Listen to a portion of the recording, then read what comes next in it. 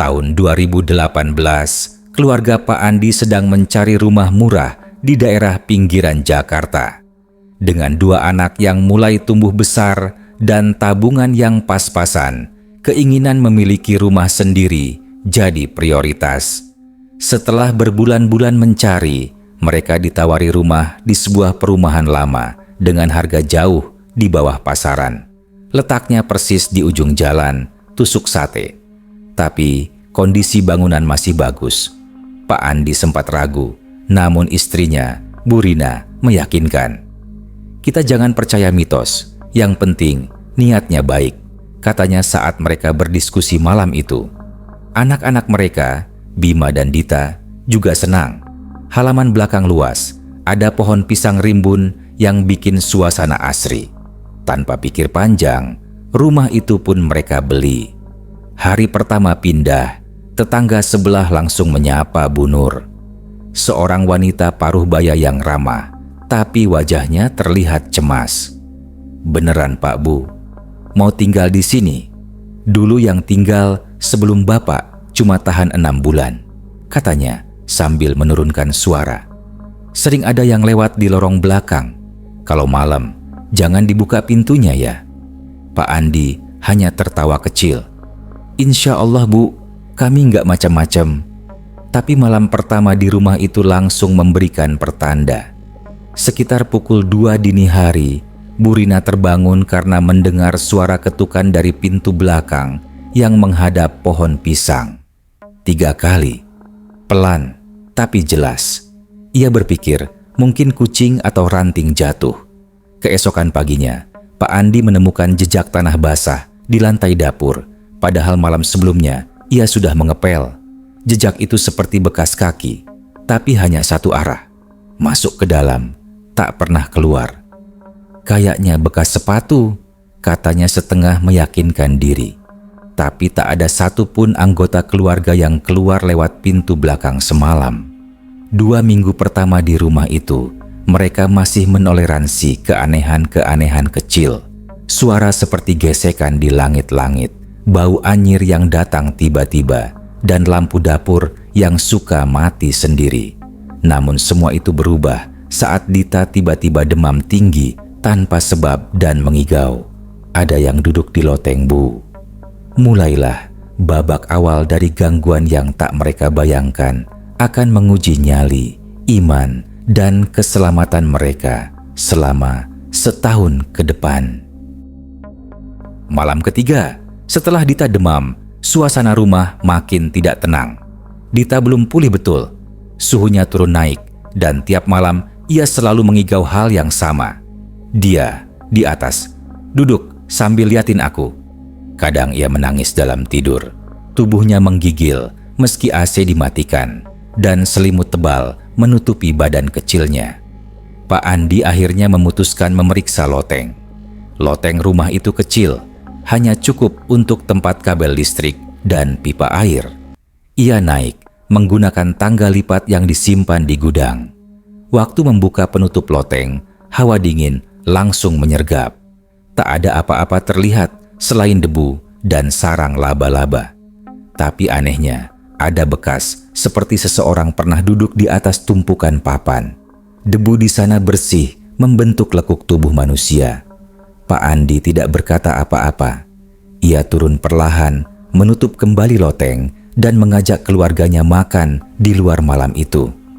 Udah penat di rumah terus, alasannya. Tapi Bu Rina tahu ada hal yang membuat suaminya enggan berlama-lama di dalam rumah.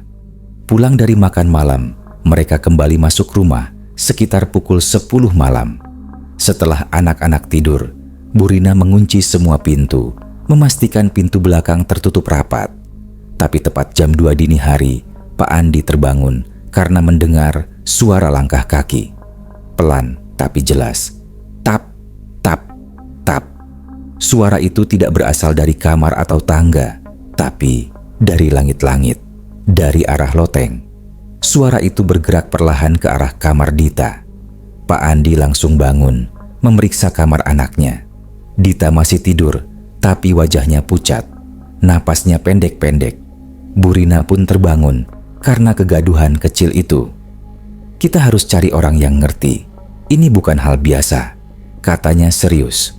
Keesokan harinya, mereka menemui Pak Ustadz Jafar yang tinggal tak jauh dari perumahan mereka. Saat mendengar alamat rumah Pak Andi, Ustadz Jafar langsung terdiam.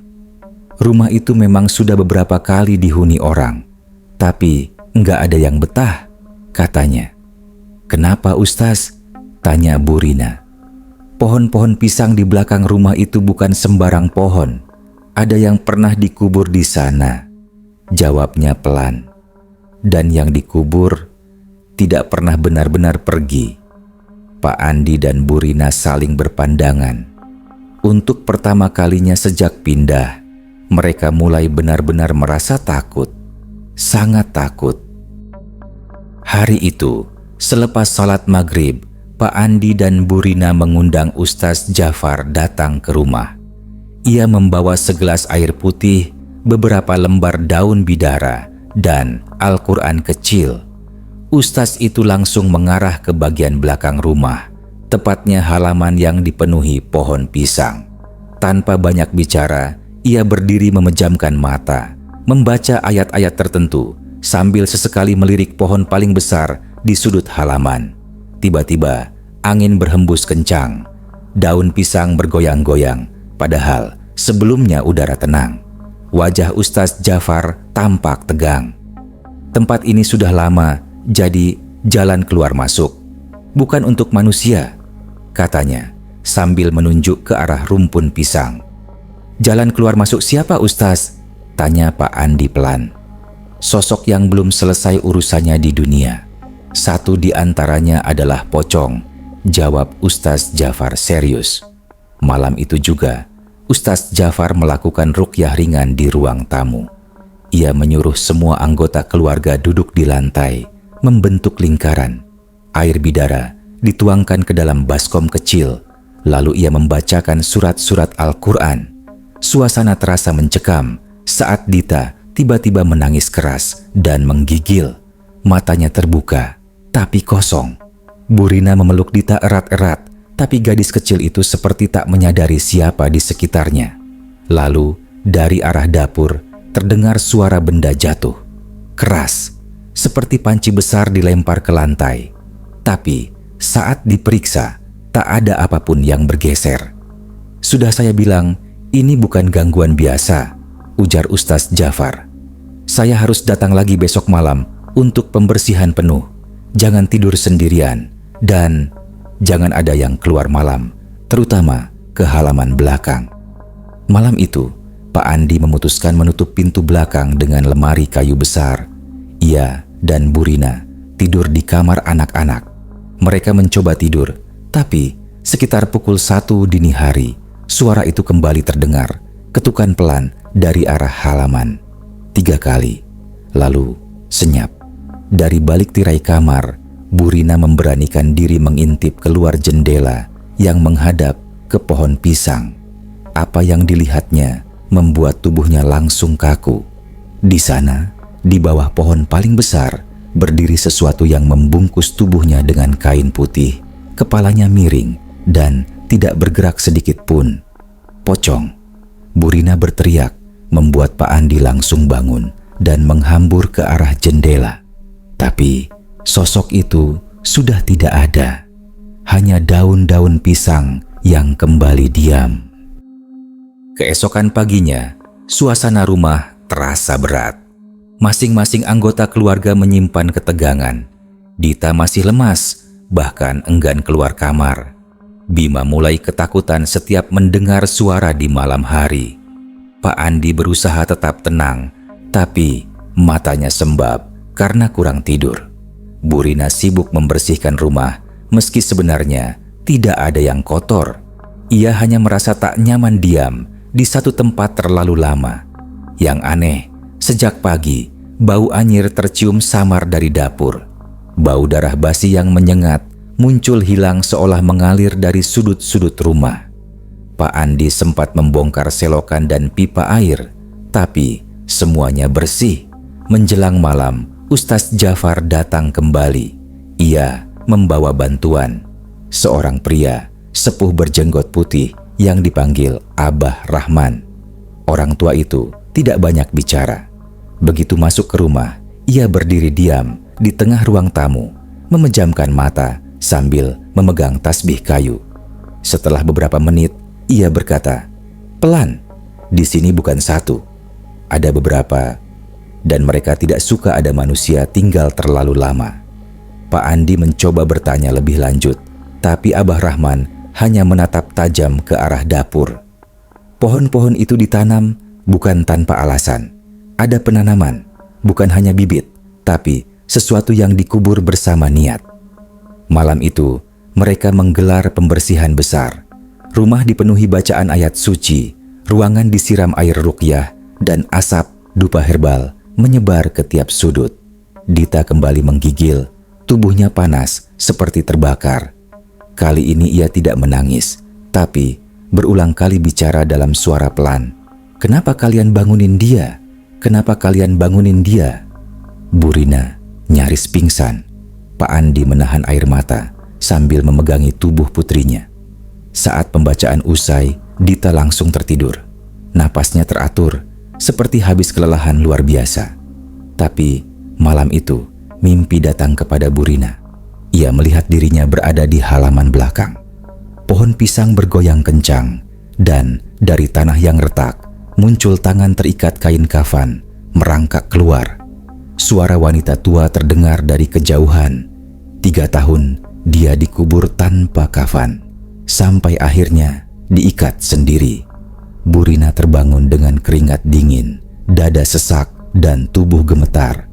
Ketika ia menoleh ke arah jendela kamar, gorden bergoyang pelan meski tidak ada angin, dan di balik gorden itu terdengar bisikan, "Jangan pindah, belum selesai."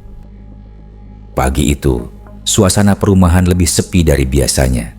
Biasanya, Bu Nur tetangga sebelah sudah terdengar menyapu halaman sambil bersenandung lagu-lagu lawas. Tapi hari itu tak ada suara apapun. Pak Andi sempat menoleh ke arah rumah Bu Nur saat hendak berangkat kerja, tapi pagar rumah tertutup rapat dan jendela tertutup semua.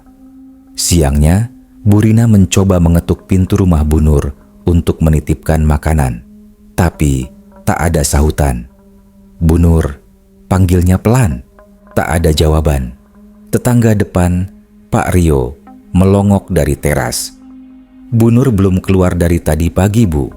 Padahal biasanya rajin mondar-mandir," katanya.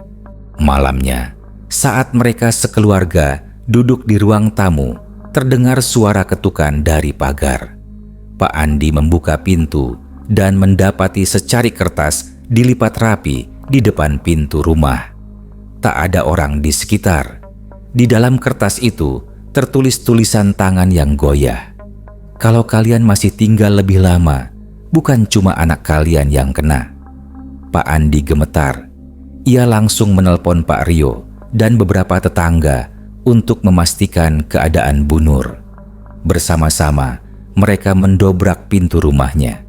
Dalam rumah Bu Nur, mereka menemukannya terduduk di ruang tengah. Ia sadar, tapi matanya kosong, tak mengenali siapapun. Bibirnya hanya berkomat kamit tanpa suara.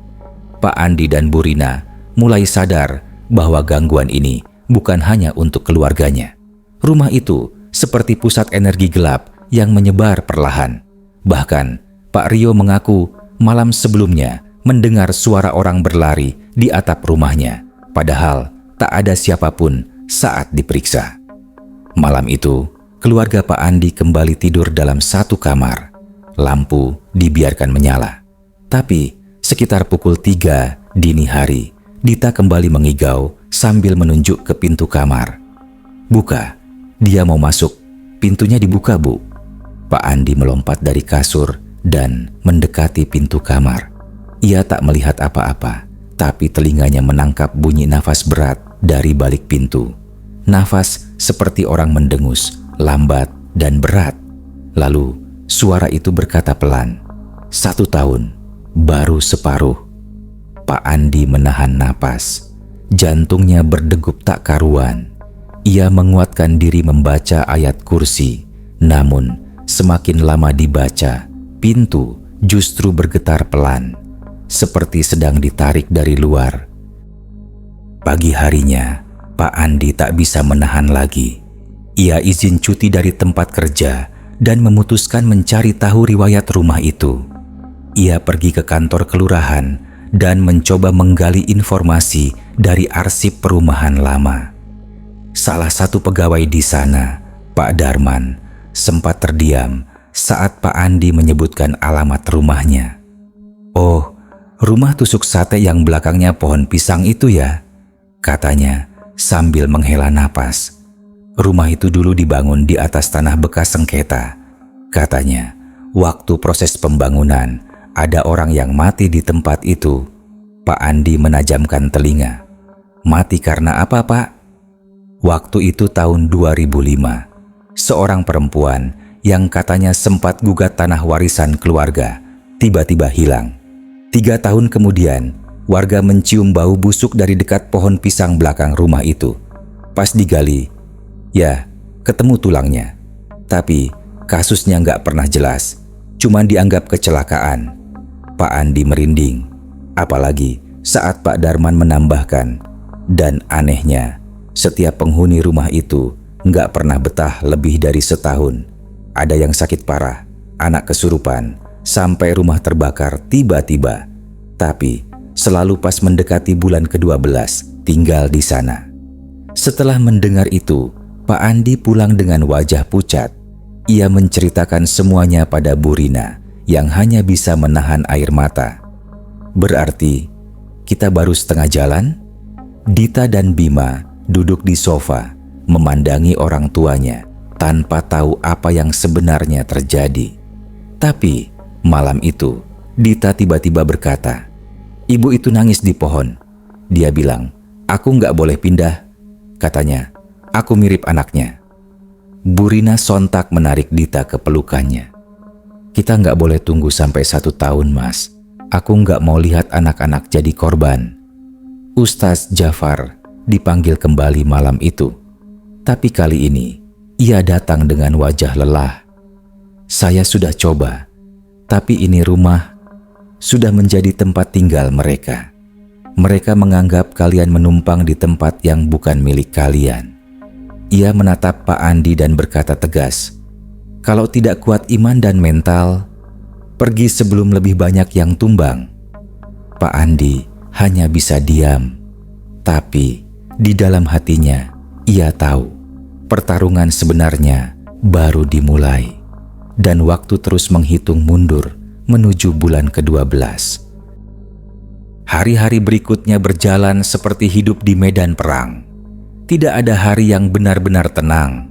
Siang hari pun sudah mulai terasa ganjil.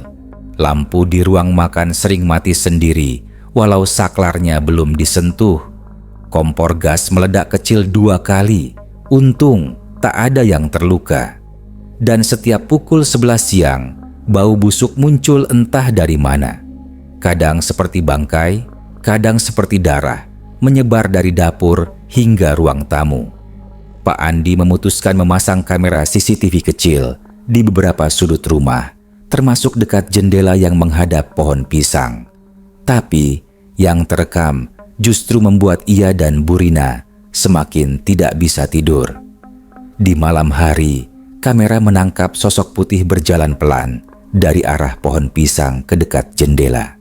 Bukan manusia, bukan maling, tapi bentuknya jelas, seperti kain kafan yang melayang perlahan. Setiap malam, anak-anak tak lagi bisa tidur nyenyak. Dita mulai berbicara sendiri, kadang tertawa lirih, kadang bicara seperti sedang menenangkan seseorang. Sementara Bima, yang sebelumnya paling cuek, kini sering bersembunyi di bawah meja dengan wajah pucat dan tangan menutup telinga. Bu Rina pun mulai ikut terdampak. Ia pernah tanpa sadar berdiri di dapur selama hampir 2 jam tanpa bergerak, memegang pisau dapur dan menatap tembok. Pak Andi menemukannya dini hari dan harus mengguncang tubuhnya keras-keras hingga tersadar. Malam itu juga, Pak Andi memanggil Ustadz Jafar dan kembali mengadakan pengajian kecil. Tapi entah kenapa, setiap kali ayat suci dibaca, satu persatu barang di rumah mulai bergerak. Bingkai foto jatuh sendiri, lampu berkedip cepat, dan kulkas tiba-tiba mati. Seolah ada sesuatu yang marah. Ustadz Jafar duduk bersila sambil terdiam lama. Ia menatap lantai dan berkata pelan, "Mereka tidak hanya tinggal di sini. Mereka merasa kalian sudah mengusik, sudah mengganggu, dan kalian mulai membayar." Pak Andi lelah, sangat lelah. Tapi ia mencoba tetap kuat, meski dalam hati mulai menyerah. Keesokan paginya, Pak Andi membuka pintu rumah dan menemukan sesuatu tertanam di tanah dekat pagar. Segumpal tanah merah dibungkus kain kafan kotor dengan paku tertancap di tengahnya. Ada tulisan di sampingnya, "Belum selesai, belum boleh pergi." Pak Andi merasa darahnya turun ke kaki. Ia sadar, ini bukan lagi rumah, ini sudah medan perang, dan keluarganya jadi sasarannya. Hari-hari berlalu seperti mimpi buruk yang tak berkesudahan. Bukan hanya malam, siang pun kini terasa mencekam. Bu Rina sering merasa ada orang yang mengikutinya dari belakang. Padahal saat menoleh, rumah kosong. Suatu siang, ia melihat bayangan seseorang berdiri di pojok ruang tamu. Bayangan itu tak bergerak, namun tak hilang meski cahaya berubah. Saat Pak Andi mencoba memotret bayangan itu, kamera ponselnya tiba-tiba hang dan mati total. Pak Andi sendiri mulai mengalami gangguan pada pekerjaannya. Ia sering melamun, lupa jadwal, dan pernah hampir menabrak karena merasa melihat seseorang melintas di jalan, padahal jalanan kosong. Kantor mulai mempertanyakan performanya. Tapi bagaimana menjelaskan bahwa ia tidak tidur tenang selama berbulan-bulan karena rumah sendiri menjadi sumber ketakutan? Bima semakin tertutup. Ia tidak mau bicara dengan siapapun kecuali kakaknya. Bahkan saat sekolah, guru memanggil Pak Andi karena Bima menggambar sosok-sosok aneh dengan wajah tertutup kain dan mata hitam kosong. Dalam satu gambar, Bima menulis, "Aku main sama dia di pohon. Dia marah kalau aku pergi." Dita, yang paling sensitif, sudah tak seperti anak kecil biasa. Ia tidur sambil duduk, berbicara dalam bahasa yang bukan miliknya, dan setiap malam bicara soal ibunya yang tertanam. Bu Rina sempat mendapati Dita memotong rambutnya sendiri di depan cermin sambil berbisik, "Biar aku mirip dia, biar dia tenang." Pak Andi mulai goyah. Malam-malam panjang ia habiskan duduk sendiri di ruang tamu, memegang tasbih, tapi pikirannya kosong. Ia merasa sedang digiring ke titik hancur. Beberapa kali terlintas untuk mengakhiri semua ini secara drastis, tapi ia tahu itu bukan solusinya. Ia harus bertahan demi anak-anak, meski rumah itu seakan menggerogoti jiwanya sedikit demi sedikit. Suatu malam, Dita kembali terbangun sambil menjerit. Kali ini, ia menunjuk ke langit-langit dan menangis keras. "Ibu itu nggak mau aku punya mama. Dia bilang mama mau diganti." Bu Rina langsung menangis mendengar itu, memeluk anaknya sambil berdoa keras. Tapi tiba-tiba kaca jendela belakang retak sendiri. Retakannya membentuk pola aneh seperti wajah perempuan menyeringai. Bu Rina histeris. Pak Andi tak tahan lagi. Ia berdiri dan berkata dengan suara gemetar, "Cukup. Kalau memang mereka tidak mau kami di sini, kami akan pergi." Tapi ketika itu juga, semua lampu di rumah padam bersamaan. Dan dalam gelap itu, terdengar suara ramai. Seperti banyak orang bernafas, berdiri di dalam rumah. Setelah seluruh lampu padam, rumah seketika tenggelam dalam kegelapan yang pekat. Bukan gelap biasa, ini seperti lapisan hitam yang menekan dada, membuat napas terasa berat. Bahkan, cahaya dari senter ponsel Pak Andi hanya mampu menyorot beberapa meter ke depan, Sisanya tertelan bayang-bayang yang tak wajar. Dari berbagai sudut rumah, terdengar desahan napas, panjang, berat, dan berlapis, seperti banyak orang sedang bersembunyi di tempat yang sempit. Dita menjerit, Bima menangis, dan menutupi wajahnya dengan bantal. Bu Rina mencoba membaca doa, namun suaranya gemetar dan terpotong-potong. Pak Andi menggenggam tasbih, mencoba tetap waras. Tapi ketegangan meningkat saat mereka semua mendengar langkah kaki berat berjalan di langit-langit. Duk, duk, duk. Perlahan, seperti seseorang sedang menelusuri setiap ruangan dari atas atap. Tiba-tiba, terdengar suara dari belakang dapur. Pintu menuju halaman belakang terbuka sendiri, lalu terbanting keras. Pak Andi menyorotkan lampu senter ke arah situ. Namun hanya terlihat pintu terbuka, menganga ke pekatnya malam. Pohon-pohon pisang di belakang rumah bergoyang meskipun tidak ada angin. Lalu, sosok putih melintas cepat dari belakang kulkas. Bukan berjalan, melayang. Pak Andi langsung mematikan senter. Instingnya berkata, jangan tunjukkan cahaya, mereka sedang melihat balik. Mereka semua berpelukan di ruang tengah. Waktu terasa melambat. Suara-suara aneh mulai terdengar dari dinding. Ratapan perempuan, lolongan anak kecil, dan bisikan yang saling bersahutan dalam bahasa yang mereka tak pahami. Pagi pun datang tanpa terasa. Matahari menyusup perlahan ke sela-sela gorden. Semua suara langsung lenyap, seolah tak pernah ada. Lampu kembali menyala sendiri. Rumah seolah kembali normal. Tapi wajah-wajah mereka semua tak lagi sama. Pucat, letih, seperti habis bertarung dengan sesuatu yang tak bisa dijelaskan. Dita tidur dengan mata terbuka. Bima muntah begitu bangun. Dan Bu Rina hanya terduduk di pojokan, memegangi tasbih sampai jemarinya kaku. Siang itu, Pak Andi memanggil Ustaz Jafar untuk terakhir kalinya. Tapi sang Ustaz hanya menggeleng pelan. Saya tak bisa bantu kalau mereka tak ingin ditolong.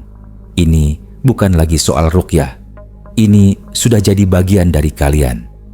Pak Andi tak menjawab, tapi hatinya bulat.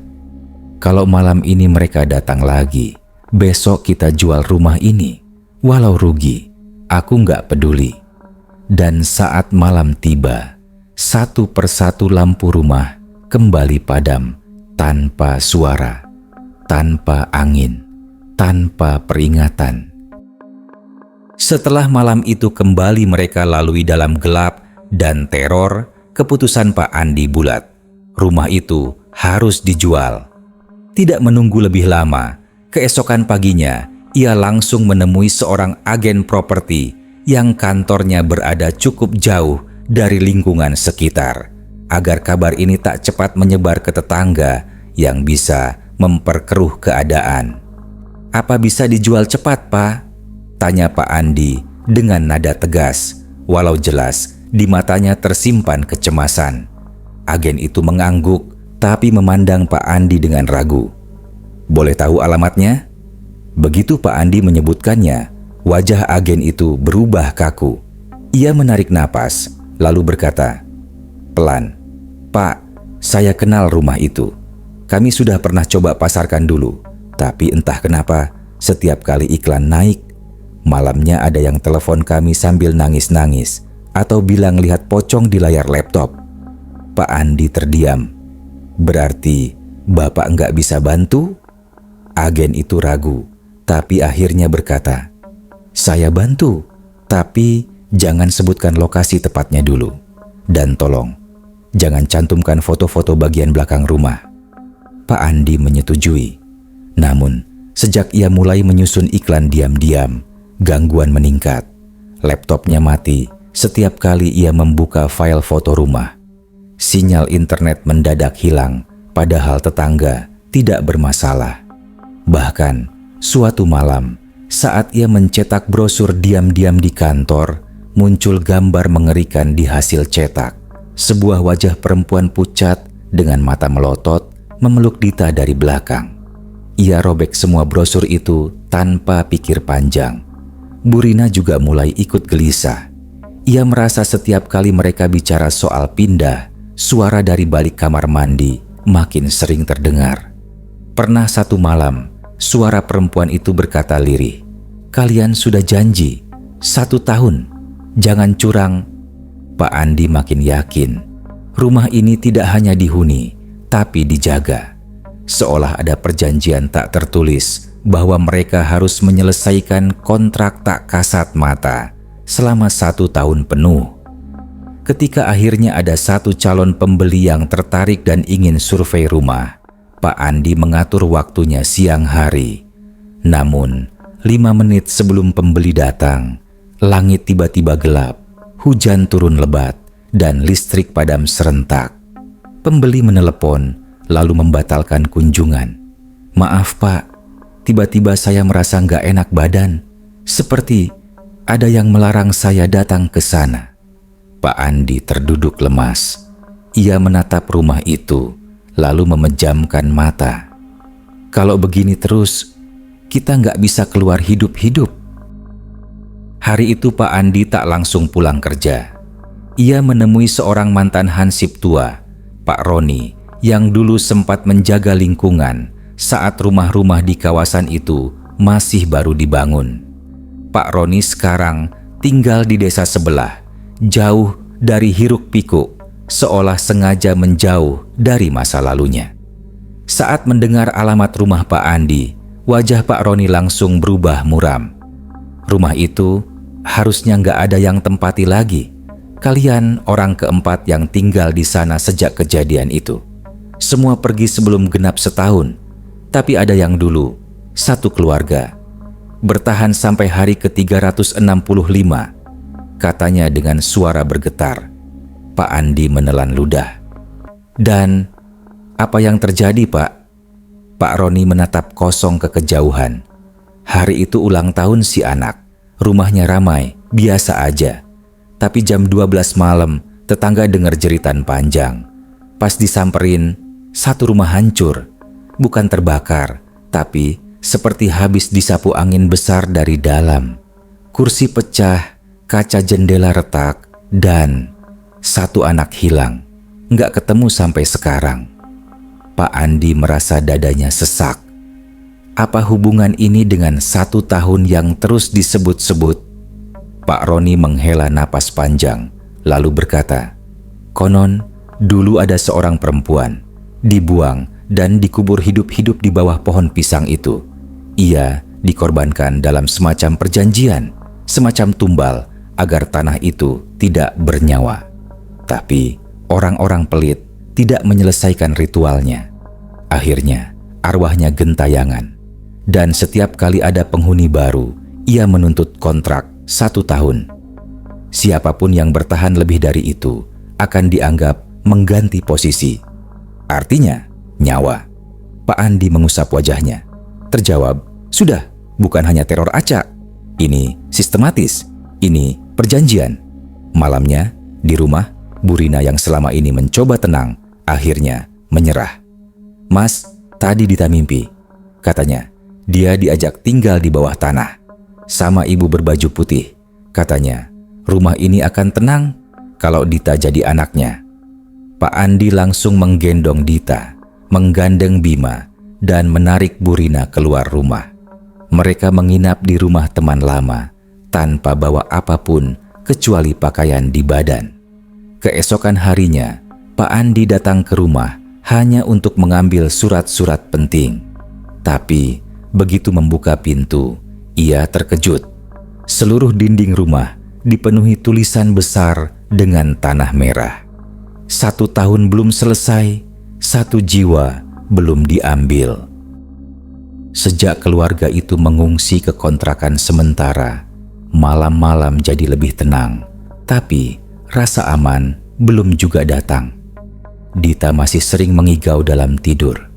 Tubuhnya demam ringan tanpa sebab, dan setiap pagi selalu ada tanah basah di telapak kakinya. Meski mereka tidur di lantai keramik bersih, Pak Andi mulai merasa ada yang terhubung antara rumah itu dan Dita. ia mencari ustaz lain, seorang ahli spiritual yang tidak hanya sekadar meruqyah, tapi memahami medan energi tempat. Ustaz Arif, pria paruh baya dengan mata tajam dan wajah tenang, datang ke rumah kontrakan. Setelah melihat Dita dan mendengarkan semua cerita, ia berkata dengan datar, "Anak ini sudah dipilih. Mereka telah menetapkan siapa yang menggantikan posisi perempuan itu jika kontrak 1 tahun tidak ditepati." "Dipilih bagaimana, Ustaz?" tanya Pak Andi dengan suara lirih. "Sejak malam pertama kalian tidur di rumah itu, entitas di sana langsung membaca siapa yang paling murni, paling mudah dikendalikan, dan paling sesuai untuk jadi penjaga baru. Dan Dita, anak ini punya sensitivitas yang tinggi. Dia bisa lihat, dengar, bahkan merasakan mereka. Itu sebabnya dia sering jadi yang pertama terganggu." Bu Rina menangis. "Lalu, apa bisa dibatalkan, Ustaz?" Ustaz Arif terdiam cukup lama. "Bisa, tapi kalian harus berani kembali ke sana dan menyelesaikan kontraknya. Tidak dengan darah, tapi dengan doa dan penutupan gerbang. Tapi itu bukan hal mudah. Banyak yang mencoba dan gagal." Pak Andi tak ragu. "Saya akan lakukan demi anak saya." Malam itu mereka kembali ke rumah lama. Kali ini hanya Pak Andi dan Ustaz Arif yang masuk. Bu Rina dan anak-anak menunggu di mobil yang diparkir agak jauh. Mereka membawa segelas air zam-zam, tanah dari masjid tua, dan potongan surah Yasin yang telah dibacakan selama 3 malam. Saat pintu dibuka, udara dingin menyergap. Rumah itu sepi tapi penuh tekanan. Dindingnya masih penuh tulisan tanah merah. Ustaz Arif memulai pembacaan doa dengan suara lantang. Namun, belum 5 menit berlalu, suara perempuan terdengar dari dalam kamar Dita. Tangis, rintihan, lalu teriakan, "Jangan ambil dia, dia sudah milikku." Tiba-tiba, seluruh jendela bergetar. Lemari kamar jatuh sendiri. Ustaz Arif menggenggam erat tasbihnya dan membaca ayat kursi berulang kali. Pak Andi melihat sekilas ke dalam kamar dan terdiam kaku. Di ranjang ada Dita, tapi Dita palsu, dengan mata hitam dan senyum mengerikan. Ia duduk sambil mengelus boneka. Pak Andi hampir jatuh saking takutnya. Tapi Ustaz Arif menariknya keluar dan mengurung kamar itu dari luar sambil menabur tanah masjid di ambang pintu. Kontrak ini tidak bisa dihapus, hanya bisa dialihkan atau ditutup permanen. Kalau kalian tidak kembali selamanya, mereka akan tetap mengejar, ujar Ustaz Arif. Dan malam itu juga mereka kembali keluar rumah, meninggalkan segalanya. Setelah malam terakhir di rumah itu, Pak Andi dan keluarga benar-benar bertekad menjauh. Mereka tidak pernah kembali ke sana. Kunci rumah masih ada di genggaman, namun tidak satu pun dari mereka ingin menyentuhnya. Selama 2 minggu, mereka tinggal di kontrakan kecil milik saudara jauh di pinggiran kota. Kontrakan itu sederhana, 1 lantai, tapi terasa lebih hangat, lebih hidup. Tak ada mimpi buruk, tak ada tangisan malam, tak ada pocong. Dita mulai bisa tidur lelap, Bima kembali ceria. Tapi semua itu hanya berlangsung sementara. Malam ke-15, ketika Pak Andi hendak memindahkan berkas dari tas kerjanya, ia menemukan sesuatu yang tak masuk akal. Kunci rumah lama itu berpindah ke saku celananya. Padahal ia meletakkannya di lemari kontrakan dan ia yakin belum pernah menyentuhnya lagi.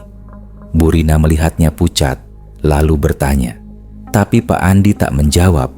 Ia hanya menyembunyikan kunci itu dalam laci, menguncinya rapat.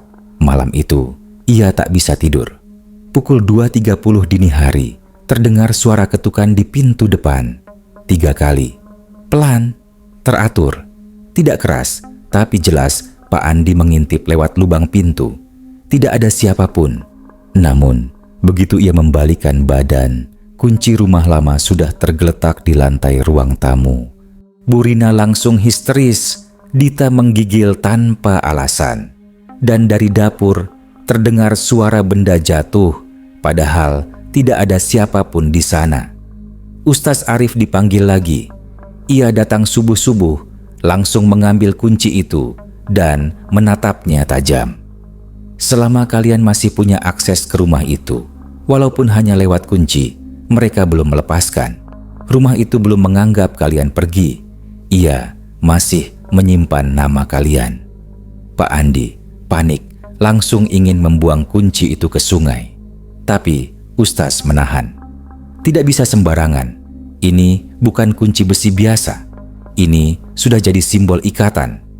Akhirnya, mereka pergi ke makam tua di desa tempat Ustaz berasal.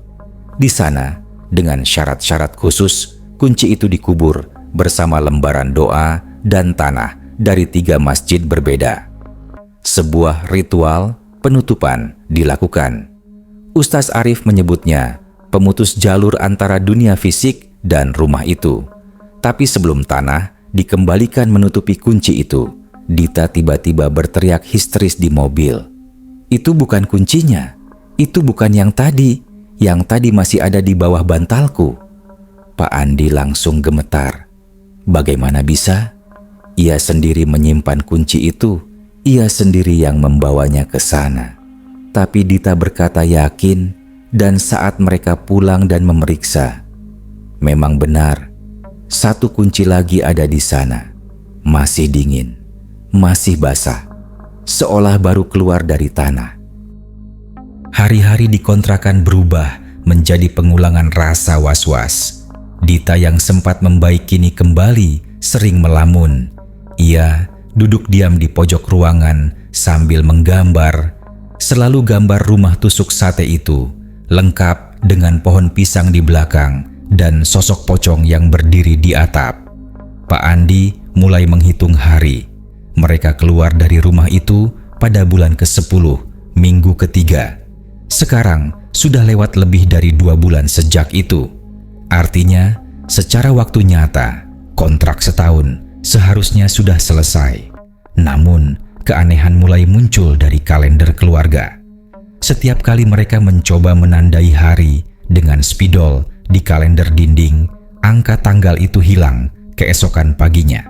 Bahkan, lembar kalender terakhir selalu kembali ke bulan ke-12 minggu pertama, meski mereka sudah menandai berkali-kali.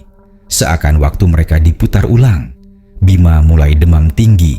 Dokter menyebutkan tidak ada tanda infeksi atau penyakit. Anaknya sehat, tapi jantungnya berdebar seperti baru lari maraton. Mungkin mimpi buruk, katanya. Dita juga mulai bicara sendiri di malam hari. Suaranya berubah, kadang lirih seperti perempuan dewasa. Suatu malam, Bu Rina mendengar Dita berkata, "Aku udah tunggu setahun. Sekarang gantian." Pak Andi yang merasa mulai kehilangan kendali mendatangi Ustaz Arif lagi. Kali ini, Ustaz tidak langsung memberi solusi. Ia hanya duduk termenung lama, lalu berkata, "Pelan, kalian tidak hanya tinggal di rumah itu. Kalian masuk ke dalam waktu mereka, waktu yang terkutuk." Menurutnya, rumah tusuk sate itu dibangun tepat di atas bekas lokasi tumbal ritual. Bukan hanya pohon pisang yang jadi gerbang, tapi juga tanahnya sendiri yang menyimpan waktu terputar. Siapapun yang tinggal di sana, meski hanya sebentar, akan terdaftar dalam siklus waktu 1 tahun milik mereka. Bahkan, kalau kalian pindah ke luar negeri pun, waktu itu tetap mengikuti. Satu-satunya cara memutus bukan cuma meninggalkan rumah, tapi menuntaskan kontraknya dengan pengorbanan atau penebusan. Pak Andi marah. "Kami sudah tinggalkan segalanya. Apa yang harus kami korbankan lagi?" Ustaz menatap tajam. "Bukan soal barang, Pak. Ini soal siapa yang paling terikat. Dan dari apa yang saya lihat, Ditala yang sudah setengah jalan masuk ke waktu itu." Pak Andi terdiam. Malam harinya, saat tidur, Pak Andi bermimpi ia kembali ke rumah itu. Tapi rumahnya sudah tak berlantai. Ia berdiri di atas tanah merah yang basah dan di bawahnya ada Dita yang tertidur dalam pelukan pocong perempuan. Perempuan itu menatapnya sambil tersenyum. 1 tahun tidak pernah selesai karena kau belum siap mengakhiri. Pak Andi terbangun dengan tubuh dingin. Jam di dinding menunjukkan pukul 2 pagi. Tapi saat ia mengecek jam tangannya, jarumnya berhenti tepat di tanggal mereka pindah masuk ke rumah itu. Setahun yang lalu, hari itu juga. Pak Andi tak menunggu pagi. Ia membangunkan Bu Rina, membungkus barang penting seadanya, dan menggendong Dita, serta menarik Bima keluar kontrakan. Mereka tidak tahu akan kemana. Yang penting, pergi sejauh mungkin dari kota ini, dari rumah itu, dari waktu itu. Mereka naik mobil menuju arah luar kota tanpa tujuan pasti. Dita tertidur di pangkuan Bu Rina, tapi tetap menggenggam sesuatu erat-erat. Saat disorot lampu dashboard, ternyata itu adalah potongan kecil tanah basah dibungkus daun pisang. Pak Andi langsung menghentikan mobil di pinggir jalan. Ia memeriksa jok belakang, bagasi, bahkan di bawah sepatu Dita. Semuanya bersih, tapi benda itu tetap ada di tangannya, seperti dibawa dari alam lain. Bu Rina mulai menangis. Kita nggak bisa lari, Mas. Kita harus hadapi ini. Ustaz Arif ditelepon untuk terakhir kalinya. Ia hanya berkata, kalau kalian benar-benar mau lepas, kalian harus menyerahkan semuanya. Rumah itu, harta yang terikat, bahkan nama kalian. Harus ada yang secara spiritual menggantikan posisi. Pak Andi menyadari, selama ini mereka masih memegang rumah itu. Sertifikat masih atas nama mereka. Surat-surat belum dipindahkan. Bahkan di KTP, alamat mereka masih rumah tusuk sate itu. Secara hukum dan secara spiritual, mereka masih pemilik sahnya. Hari itu juga, mereka menuju notaris untuk menjual rumah. Tak peduli harganya, bahkan jika cuma cukup untuk kontrakan sempit, mereka hanya ingin lepas. Calon pembeli awalnya tertarik karena harga murah, tapi saat mendengar posisi rumah, langsung menolak. Setelah berkali-kali gagal, datang seorang lelaki tua. Wajahnya biasa saja, tapi matanya dalam dan kosong. Ia berkata, "Saya beli. Saya tahu tempat itu." Pak Andi heran, "Kenapa Anda mau?" Lelaki itu tersenyum tipis. "Saya cuma butuh tempat tinggal. Lagi pula, sudah waktunya ada yang kembali menjaga." Tanpa banyak tanya, rumah itu resmi berpindah tangan. Semua surat berubah. Alamat di KTP diperbarui. 1 minggu setelah itu, semua gangguan berhenti. Tak ada lagi suara di malam hari. Tak ada lagi mimpi buruk. Tak ada lagi tanah basah di lantai. Tapi, suatu malam, Dita menggambar sesuatu. Sebuah rumah. Rumah tusuk sate. Tapi, kali ini, bukan pocong yang berdiri di atapnya, melainkan sosok lelaki tua yang membeli rumah itu. Ia berdiri di sana sambil tersenyum, dan di atasnya tertulis dengan tulisan merah, "Kontrak baru dimulai.